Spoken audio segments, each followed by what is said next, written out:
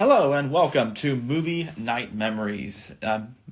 You must remember this. A podcast that focuses on movies and our favorite memories of them. Each week we discuss the films that are celebrating an anniversary from when they came out in theaters. From the first viewing to what they mean to us now. My name is Sword Alexander, and I'm joined by the inspiration of this podcast, my mom, Tracey. Good evening. This week we're talking about movies released between April 6th to April 12th. We have Moscow and the Hudson celebrating a 41st anniversary. The Bad News Bears with the 49th. Indecent Proposal with 32 years. Return to Me with 25 years. Fever Pitch with 20 years. All the President's Men at 49 years. Date Night at 15 years. Excalibur at 44. Flashdance at 42 years. Anger Management at 22 years.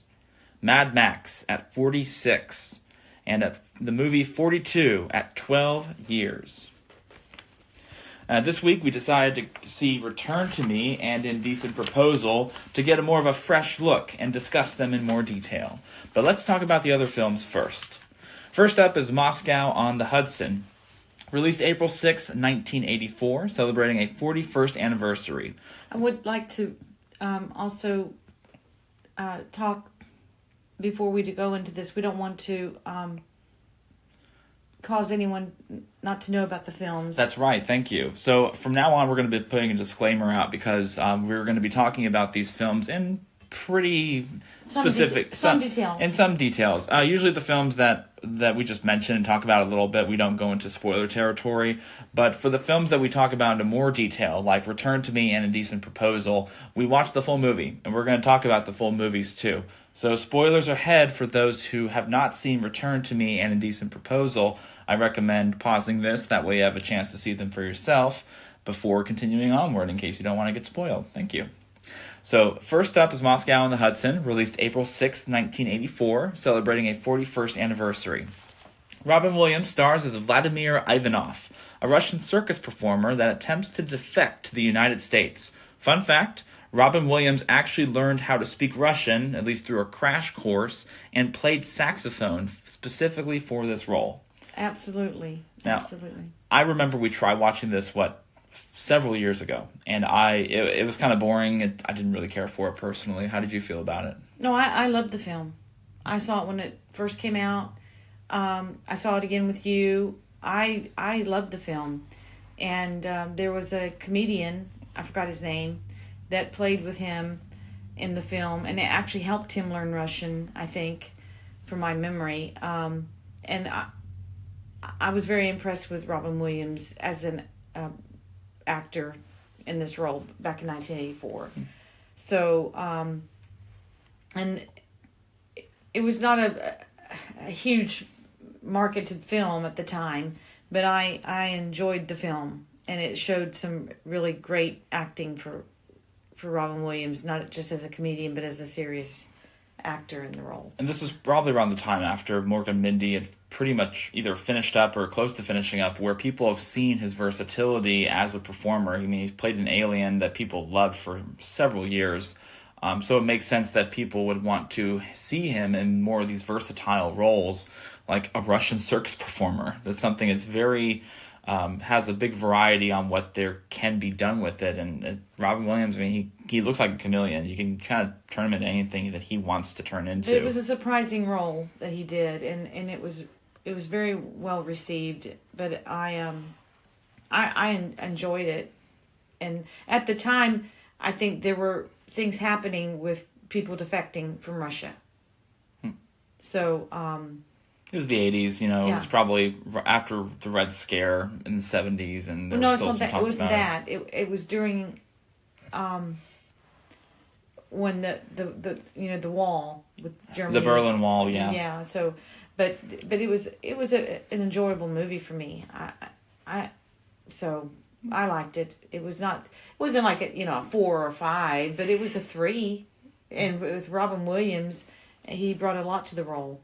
I remember distinctly. I'm glad you enjoyed it. I don't admittedly remember too much about the film. I remember how I felt about it while I was trying to watch it, and I don't know. I just was indifferent about it at the end of the day. That's it. Yep, so that's it. So, next up. Okay, next up is The Bad News Bears, released April 7th, 1976, celebrating a 49th anniversary. It tells the story of a former minor league pitcher who learns to have a heart after accepting a job to coach a little league baseball team. Fun fact, the lead actor Walter Matthau was paid $750,000 plus 10% in rental profits. That totals 8% of the film's budget. I think it tells more of that. It tells about a team a little league team that they're a bunch of misfits in their own way, because they were kind of the runts of their own respect in school. People did not believe in them at all. They were just a constantly losing team. And we saw this, a year ago? Not too long ago. Maybe a couple of years ago. Yeah, I was going to say, it talks about a team of people that people did not believe in, and they overcame a lot of adversity to become winners. Mm-hmm. And I really loved how Walter Matthau delivered a great performance, as well as Tatum O'Neal and some other actors in it that were incredible. I remember it distinctly. And Tatum O'Neal and I are the same age, and she was amazing. And she won in Paper Moon an Academy Award. Mm-hmm. And she was, again, really shined in this film, as well as some other actors, young actors. And I remember it, my brothers played on little league teams, but I would always go to their practices, and it was very authentic how they filmed this and how Little League was run back in the 70s. So it was a very well done film. I really enjoyed it when I first saw it. It was, it's a bit of a slow burn, but that's kind of how 70s movies can be. But I don't really mean that in a bad way at all. It's just more of it's very much slice of life, and it's making fun of this very basic concept of it. And it was a great and overall enjoyable film. I know people like talking about the remake in 2005 with Billy Bob Thornton, which I think he was a great pick personally to remake that film. But the original, I'd say you should definitely check out, just to not to compare it, but just to see where the remake actually came from. And it's something that's got a lot of heart, and it's just got a dose of reality that we don't see that much in films anymore, especially ones that come out in the 2000s. Not to say that a lot of films don't. There's a lot of great, and especially more independent films that show more heart and more truth to life, except that this film just reminds you about what life can be really like, and that it's a good old feel-good movie with a very, edgy twist, to say the least. But it was comedic. It was. It's very funny. Mm-hmm. Our next up is our Fever Pitch, released April 8th, 2005. It's got some great people that I love. Celebrating the 20th anniversary, it tells the story of a young couple who fall in love and out of love during a high-stakes baseball season in Boston, Massachusetts. Fun fact, in the original script, the Red Sox were going to lose the playoffs, but that year they ended up winning the World Series, so that the film was rewritten and filmed during Game 4.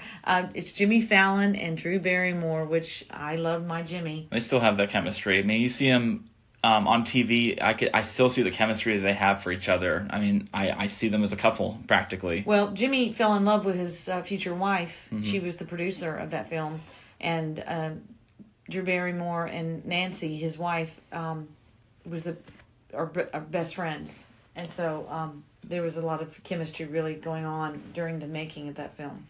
I really did not know. I was very surprised by that fun fact about the Red Sox winning the World Series that year, and that they did have to rewrite it. The original film was that they were going to lose the World Series, and then Jimmy Fallon's character was going to say, "I don't care about it, I want to see you," and it was going to be a sweet thing. But it's still a sweet thing because they ended up going to the real Game 4 of the World Series just so they could film that and make that happen, and they were actually in character while they were watching the game happening. And that's such a really cool piece of reality that comes with making these films like this. Firstly, it saved them a lot of money about having to rent out a whole stadium and getting a bunch of extras. And second of all, they got to really experience something they're never going to experience again. And I love Jimmy Fallon. I think he's great. Drew Barrymore, I like her enough for sure. And this was I don't really like romantic comedies, let alone romantic movies that much in general. It's just who I am. There are some that I have exceptions for. I mean, I have I know some really great rom-coms and some really great romantic films, but If you ask me what I feel like seeing, I will never tell you, oh, I feel like seeing... I never would want to tell you I feel like seeing Say Anything or all these other rom-coms. I just don't care for them that much. They're too predictable for me. But I thought for a rom-com, a genre that I don't really like that much, Fever Pitch was very good, and it really focused on the aspect of realism about what a hobby can do to somebody and how you have to balance your love of something for your love of someone else. And something I really thought was something that was really important for people to learn as a message for films like this. Agreed. I agree. Yeah. Do you remember when it first came out in theaters? No, I don't. I saw it later. Well, next up is All the President's Men, released April 9th, 1976, celebrating a 49th anniversary. The infamous Watergate scandal is recounted in this gripping thriller starring Robert Redford and Dustin Hoffman as the two investigative journalists who discover the plot to rig an election.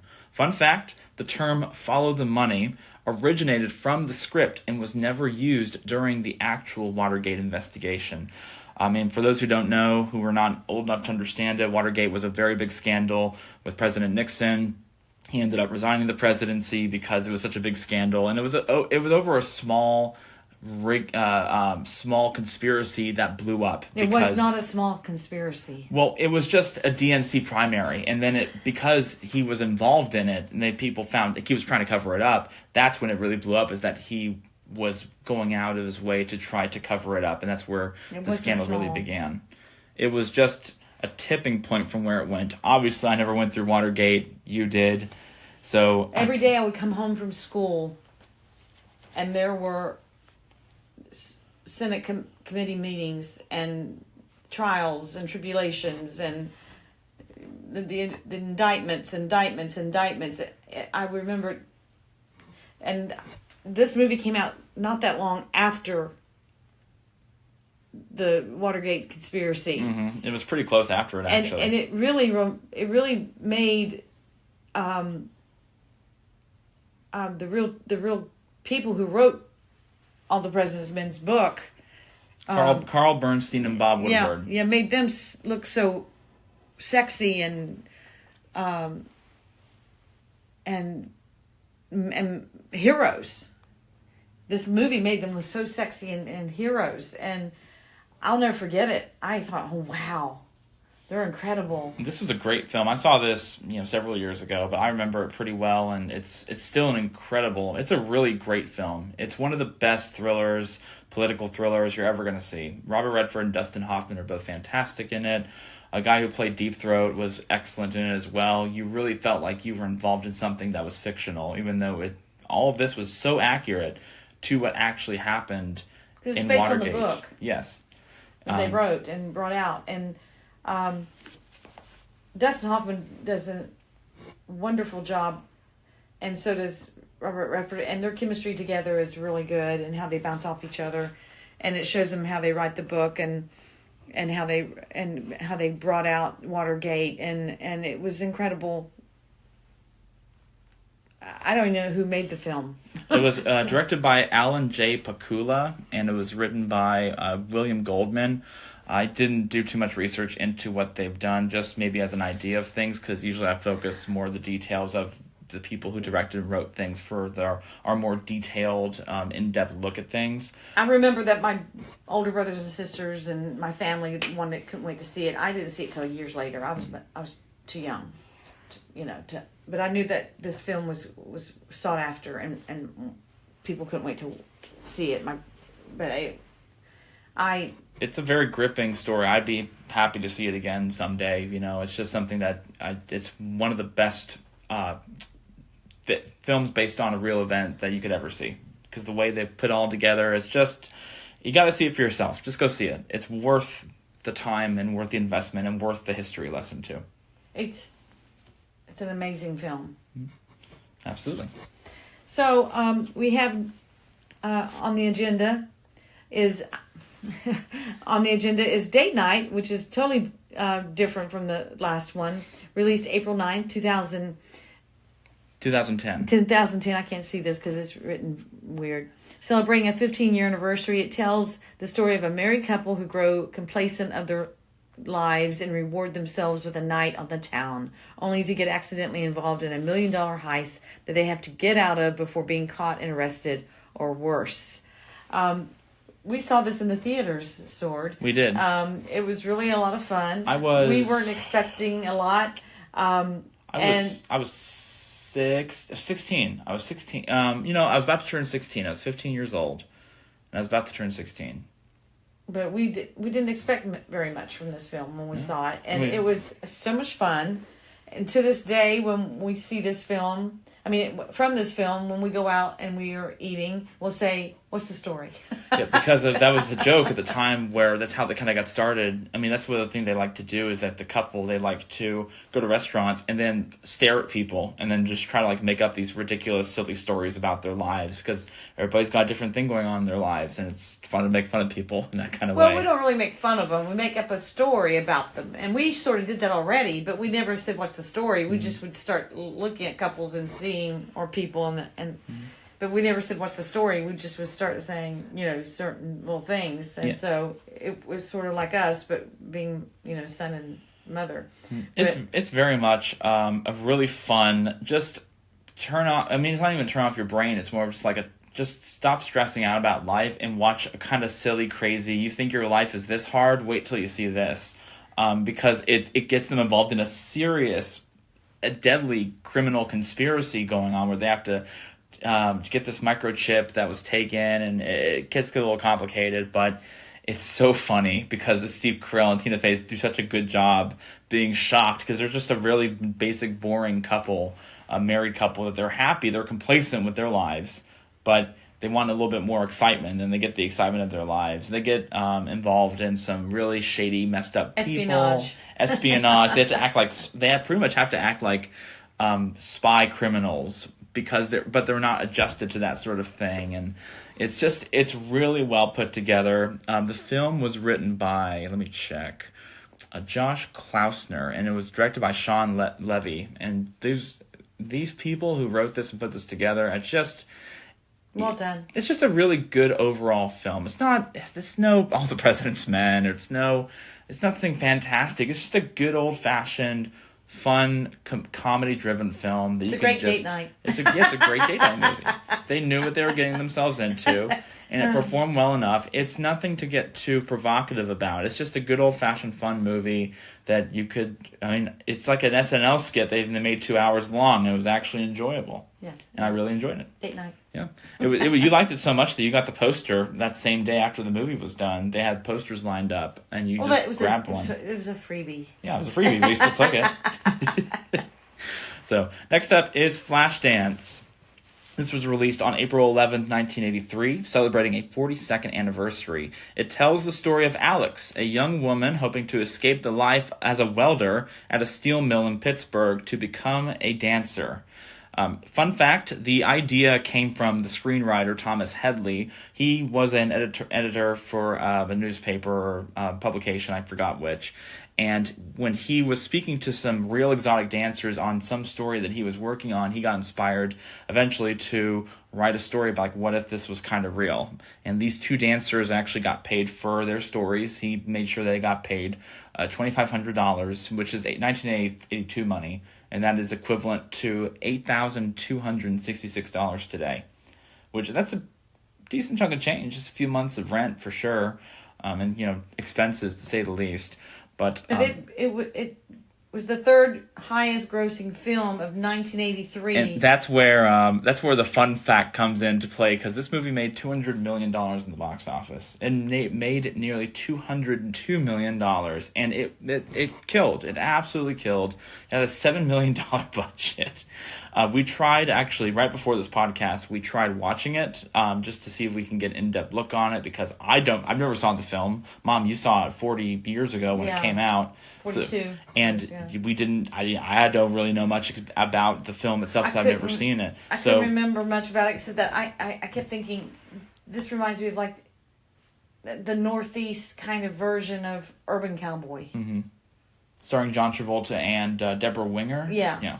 And we said, let's put it on. Let's see if we can remember too much about it, at least if you can, and let's try it out. And we saw it, and we watched the first 48 minutes of it, and it was terrible. It was a terrible film. This is a terrible movie. I know we're not going to get into too many details about it, but this is a terrible, dumb, awful movie. I could not stand this. This was so funny and so stupid. Nothing makes any sense. And I remember thinking back then it was a terrible movie. And I get, look, before anybody comes after me, look, turn your brain off, whatever. It's a good old-fashioned... Look, does it look good? Sure. But for a movie like this, I expected a little bit better, especially when, literally nothing makes sense out of this movie.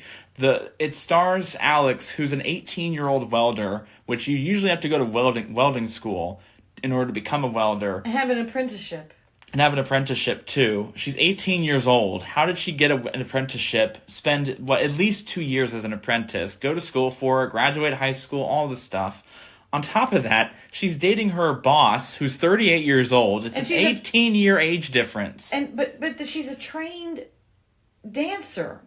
And her dream is to be a ballerina. Yes, and her dream is to be a professional dancer, and she has no years of experience dancing, which I don't have a problem with that. I don't have a problem with No, I do have a problem. How did she get to be a trained welder?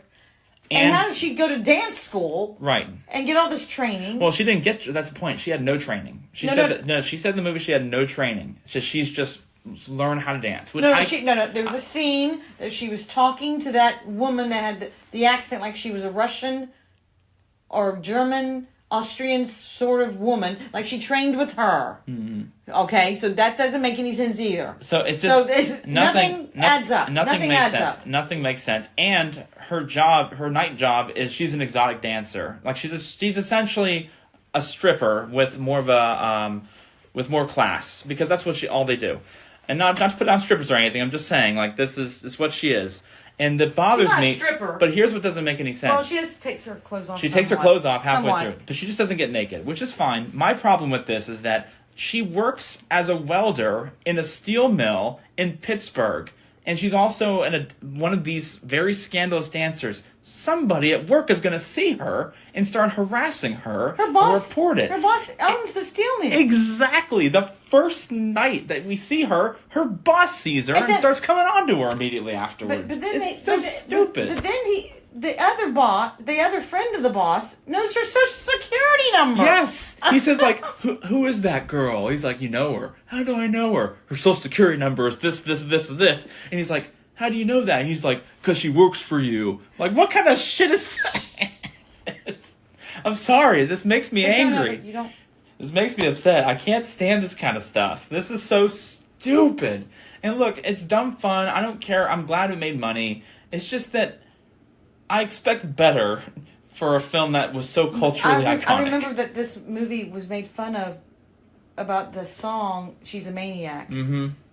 It was made fun of for years, not just that year. And it wasn't. It was made fun of for years, and that certain scene.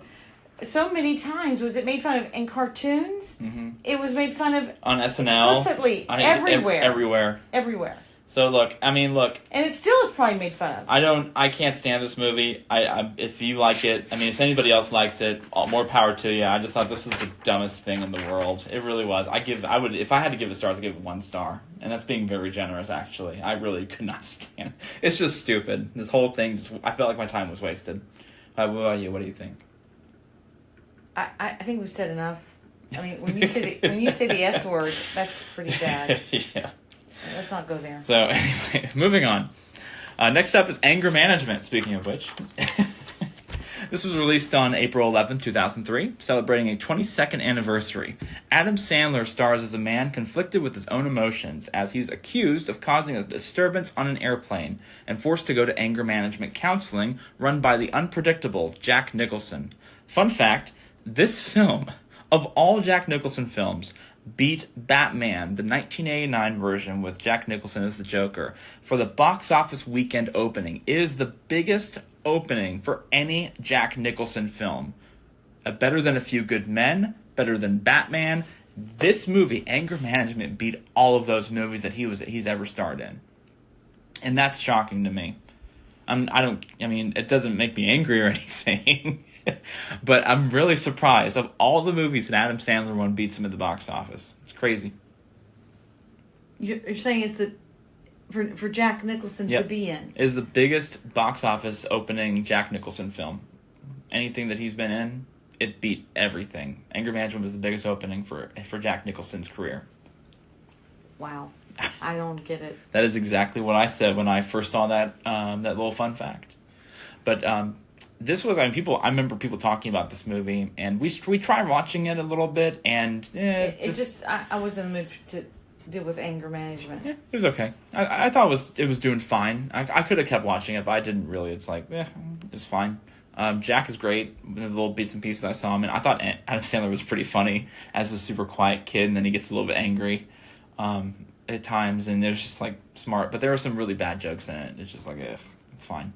I wasn't into it. Did anybody talk about it when it first came out? I remember it being promoted big time. Remember, it was really big time promoted. Okay. Well, I mention it because I know it's a relatively household name. Like, people, when they think of Adam Sandler and Jack Nicholson, they know this movie.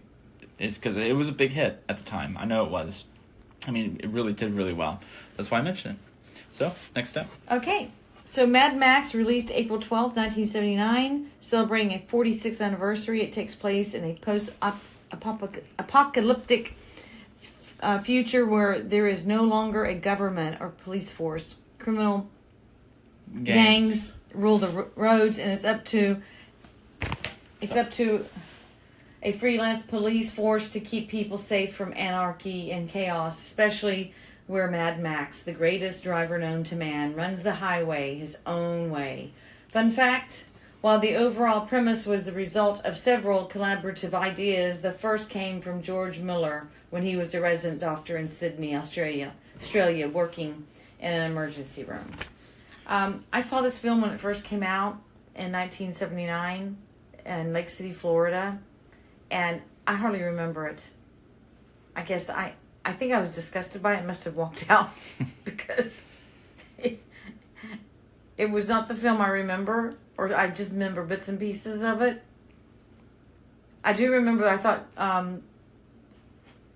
Mel Gibson was really cute. I remember that. But I don't remember much of this film that I remember. I remember there's a lot of cars and cars being destroyed. Yeah. But that's all. And I think I must have walked out on the film. Well, because I don't remember that much of the film. I remember thinking, oh, Mel Gibson's really cute, and like they said, but that's... He's got a baby, and that's sweet. He's got a little baby, and he's got a wife and everything. He didn't have a baby. I thought he had a kid. No. Oh. No. Well, it shows how much I was paying attention to the family values of it. No, there was another family, and a little baby almost got killed. No, that wasn't his kid. Yeah, I never saw this one before. My first Mad Max movie was Fury Road, which it's fantastic. I recommend seeing it if you haven't had a chance to see Fury Road. But, I mean, you saw it. I know we saw Fury Road together, and it was great. I really loved it. But I never saw the original Mad Max, and we were trying to watch it, and I was enjoying it. It's just like a movie I could probably see with the guys more than anything else. And there's a lot of violence. There's just a lot of cars going fast, but it's definitely there's a lot of violence, Sword. There is violence for sure, and it can get pretty intense. I thought it was really interesting how they filmed it, because I grew up in a world where Fast and Furious was like the king of being able to film speed focused, like racing kind of films. So seeing it back in time, back to 1979, seeing how they would do it, I'm pretty shocked about how fast some of these cars were going. They were going like 100 miles an hour, if not faster, down these highways. And this was incredibly dangerous. I was very impressed with how they filmed some of these scenes. And it was gripping. I wish there was some more music in it, but the little bits and pieces that we were watching, I was actually enjoying, but I wasn't taking too seriously. And I thought it was really funny how the evil, like the really big antagonist criminal gang, they look like a bunch of clowns who just put on leather jackets. I thought it was silly. I thought they were just really silly, and it was okay. I thought it was fine. Fine enough. So, last but not least is 42. Released April 12th, 2013, celebrating a 12th anniversary, a dramatic retelling of the rise of Jackie Robinson, one of the greatest baseball players in the history of the sport. Fun fact, the idea to make a Jackie Robinson movie started in 1995, with a plan to release in 1997, starring Denzel Washington. But the project fell apart due to creative differences with Spike Lee, who planned to write and direct it. But it was then restarted in 2011, and when the director of 42, his name, and the writer Brian Helgeland saw a billboard with Jackie Robinson stating, "Character, pass it on." Just a simple little tag line phrase. He then met with Rachel Robinson, Jackie's widow, who approved the vision for his idea about what the film would be like. Originally, his wife, his widow, really wanted to make just a from the beginning of birth to the end of his life biopic. And he instead presented the focus on his baseball career and what he did to change people's minds about, African Americans and playing in these sports, the Negro Leagues, that sort of thing. And she was very hesitant about it at first, but the way that I guess that he pitched this to her, she was so impressed that she decided to go for it. We saw this not when it came out in theaters. Mm-mm. I remember a couple of little trailers about it when it was being advertised. Nothing special, crazy, or anything like that. We saw it pretty much immediately after we found out about Chadwick Boseman passing away, which was right after people got the news that he was going through stomach cancer and he died. So we wanted to focus more efforts on seeing his films. I've only saw him in like Black Panther, like so many other people did too. But we went on a bit of a marathon watching his films. And 42 was a great film. I don't think there's a single bad Chadwick Boseman movie. And it's a great piece. I definitely recommend seeing it too. He does such a great job playing Jackie, and he acts with his eyes. You don't see him act with just his face or his body. He acts with his eyes. You can see exactly what he's thinking. But then at other times, he's so unpredictable, you don't know what he's actually going to say or do. And it really shows the genius of his work. I liked the film. I didn't get to re-see it. It's been a while since we watched it. I think it's been... When did he pass away? I think it was like 2020, I think. It was... Man, let me try to look it up real quick. It's just... it has been some time. But it's been a few years, so... But I remember I enjoyed the film, and I'm a big baseball fan, so... Yeah, August 2020. Yeah. That's when we had the time still with COVID to actually look up these movies and watch them. Yeah, but I enjoyed it, and I remember the film, the cinematography made you feel like you were back in that time. Mm-hmm. The cars, the streets, the neighborhoods. Yeah, you really did feel like you were taken back there. That's they really appealed to me. It's pretty incredible. But would you have expected to see, like, could you see a Jackie Robinson movie with Denzel Washington playing Jackie? Yes. Could you see him doing it really well? No, anything. He can play anything. That's absolutely true. All right, so we're done with the movies we just want to take a quick look at. Next up, we're going to talk about a couple films in a little bit more detail. First, let's talk about Let's talk about Excalibur, because we did see part of the movie, and I did point it out too. Is a film that we were interested in seeing. It's called Excalibur. It was released April 10th, 1981, and it's a medieval film essentially, and it really resonated with me when I saw it because my name's Sword, and I've used the term Excalibur as kind of like a pseudo nickname in high school a little bit, and it looked really interesting because it had all these big names like Helen Mirren, Patrick Stewart, Liam Neeson. These are some great names in this very epic-looking piece. It's about Camelot. It's about Camelot. It's about the rise of King Arthur and his Knights of the Round Table, specifically about King Arthur, and it's like a retelling of it. And I thought it was a really interesting idea, so I went to look it up, and we started watching it. And we didn't watch the film the whole way through, but what we were enjoying about it was that, I was enjoying it as a film, but I couldn't help but, like you noticed, that it was also filmed a lot like Monty Python and the Holy Grail, which came out... not as good. But not as good. But not as good. So, like, this came out in 81. That came out in 1975. So it was funny because she was absolutely right. You're absolutely right. You can see that it's filmed like Monty Python and the Holy Grail. But it's not as good. But it's taken itself a little bit too seriously. And it was really fun to watch and make fun of that stuff, too. Yeah, I remember seeing it with my theater group many, many eons ago, back when it came out.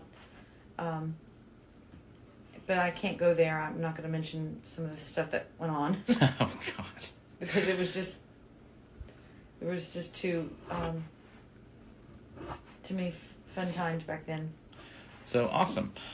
So I enjoyed it enough, but like we didn't finish it. But we'll finish it one day. Nothing too crazy to talk about. But I just thought it was fun that we were making fun of it with Monty Python and the Holy Grail too. Yeah. But the two films that we did actually see all the way through were Indecent Proposal and Return to Me.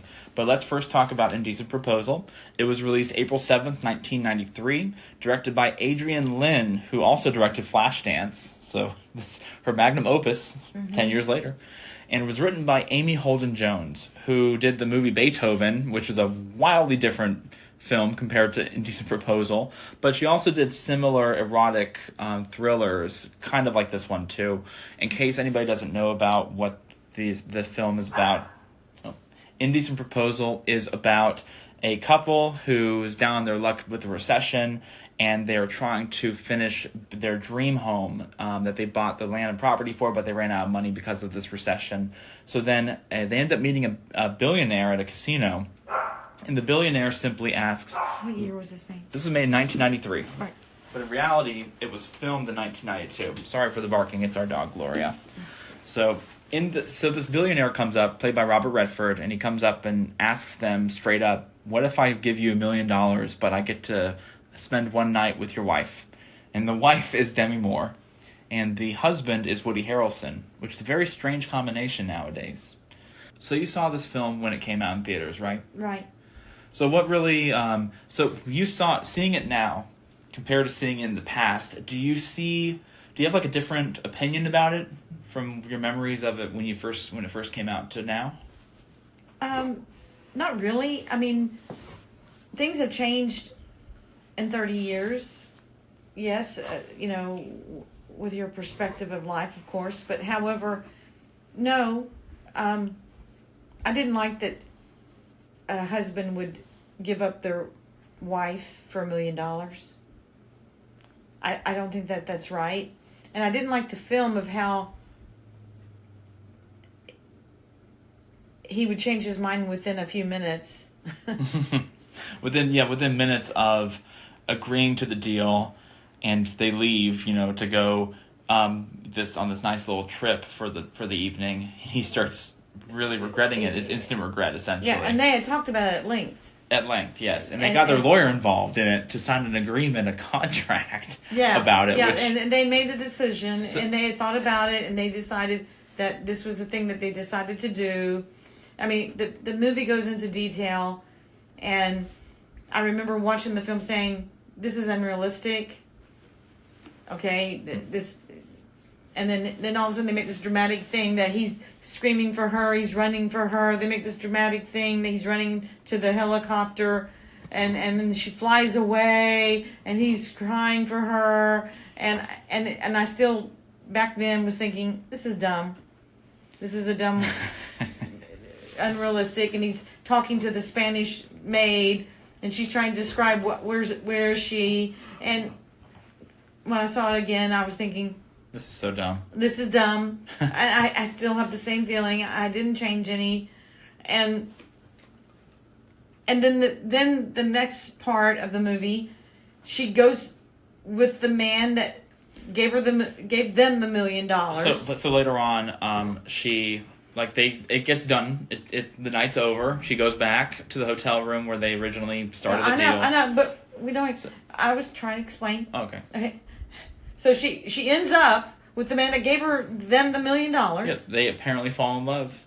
Well, no, she never says that. No, but she never says that. It's implied though, because no. She ends up with the man that gave the $1 million. Mm-hmm. I just want to say that. And there's it doesn't make, and when I saw it the first time, it doesn't make sense to me that she would end up with him. She should have taken the money and run off with whoever and whatever she wanted to do. It doesn't make any sense. Okay, but what if she was happy with Woody Harrelson? But that didn't happen. No. There should have been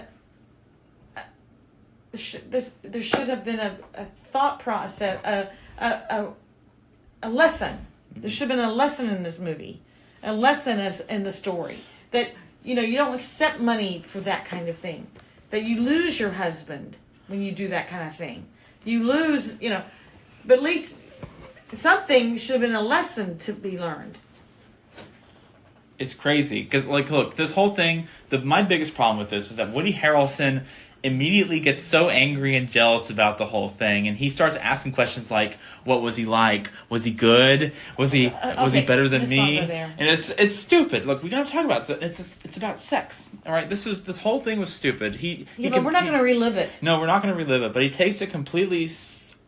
He takes it way too seriously for the situation at hand. They already made a pact that they weren't going to talk about it. Yes, and then he goes against the pact. And he starts asking questions about it, and she told him, "Stop asking me. It doesn't matter because I love you." And this wasn't. But here's what. But they made a pact that they weren't going to go there. No, but here's the problem. Also, is that they weren't just like this unhappy couple. They loved each other. They were constantly having sex. They were a very happily married couple even right before this whole thing was happening in the first place. They never had any marital problems until this happened, right? But and all of a sudden it all falls apart. But that's the lesson. However, they had a pact about, we know this is going to hurt us, but we have a pact, and that's why they went and saw an attorney and they tried to be legal about it. Not just legal, logical. Yes, logical about it. So, did anybody talk about this movie when it came out? Oh, it was all over the place. It was a thing to go see, just like Basic Instinct. It was the thing to go see. If you weren't in with the crowd, if you didn't go see this movie, you had to go see it. Mm. You had to go see it. So everybody went and saw it.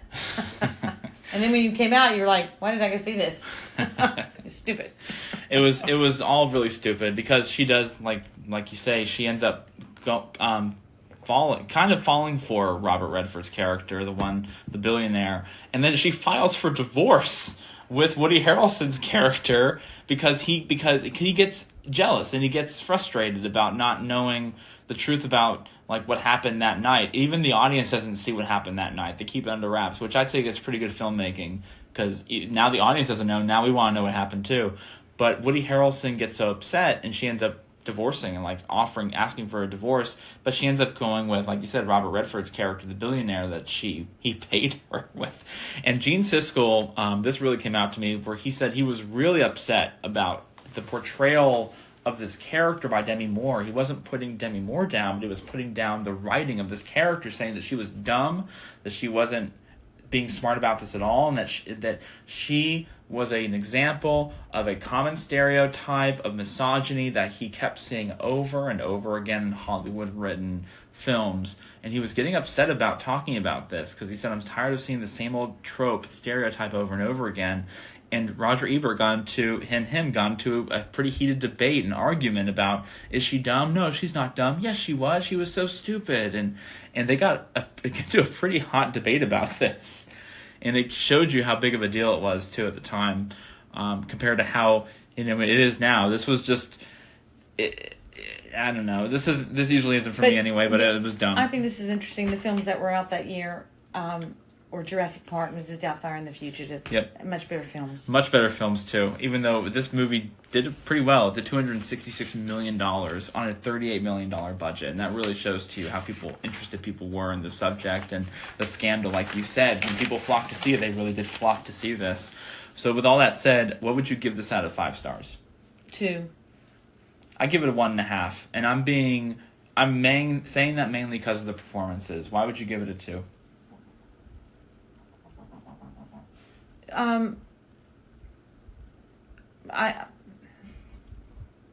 It's just your gut instinct? No, it's not gut instinct. Well, what is it? No. Why? Just because of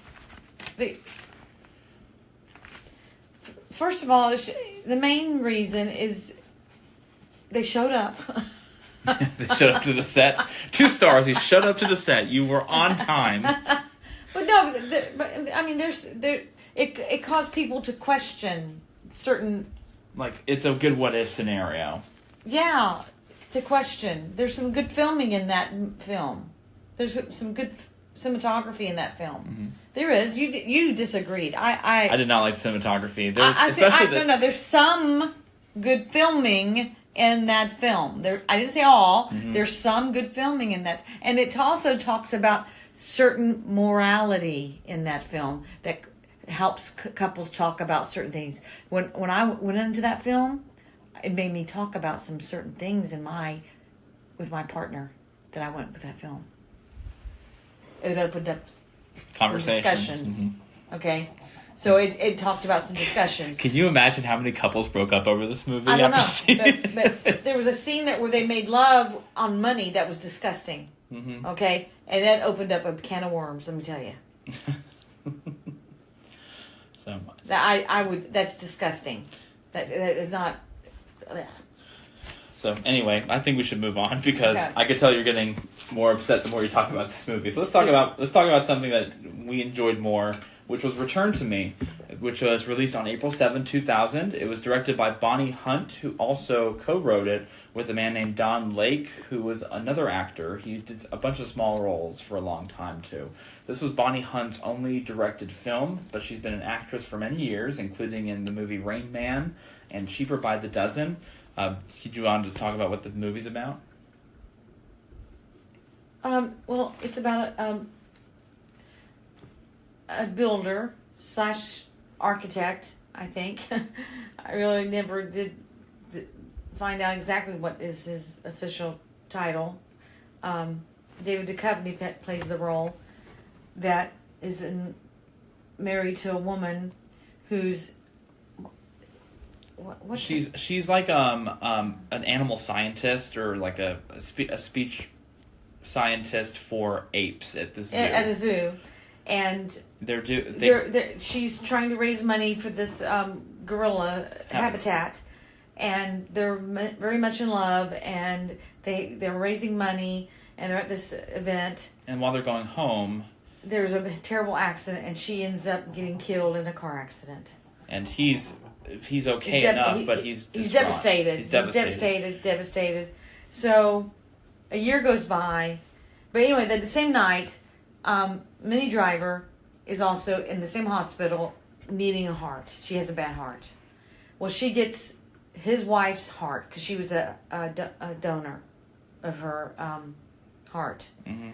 And so over a year later, he meets Minnie Driver and they fall in love. By chance, they just happen to meet each other and they fall for each other. Yeah, and it was like fate. Yes. And the movie's called Return to Me.